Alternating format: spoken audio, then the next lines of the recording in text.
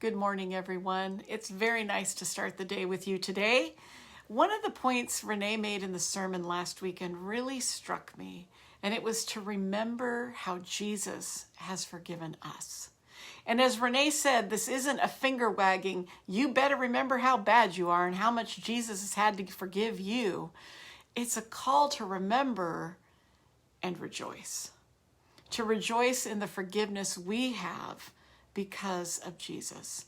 And I love the way Renee described it as standing under a waterfall of God's forgiveness. His forgiveness isn't stingy, it isn't conditional, it's a free gift of grace to us. But it costs something. It cost Jesus his life. One of the verses that really reminds me of the cost of my forgiveness, and it's a comfort to me, is Isaiah 53:12, and it describes Christ's sacrifice this way. He poured out his life unto death and was numbered with the transgressors, for he bore the sin of many and made intercession for the transgressors. The perfect Son of God poured out his life, took on our sin, bore all our sin, yours and mine and everyone's, to pay the price, to take action on our behalf. The perfect Son of God was numbered among the transgressors, the guilty, the sinner. Isn't that amazing that he did that for you and me? Even for people we don't necessarily like. This is what he did for us all.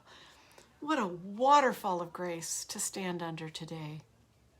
Knowing that we have been forgiven in that way is so key when it comes to forgiving others.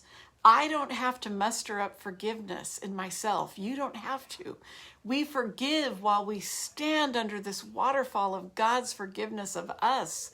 Our forgiveness of others is out of the overflow of what God has done for us. And I don't know who or what group you might be struggling to forgive today. We all have someone. I mean, it's a broken world. But before you tell yourself today, forgive, I must forgive today, start with, thank you, Jesus. Thank you, Jesus. Thank you, Jesus, for how you have forgiven me.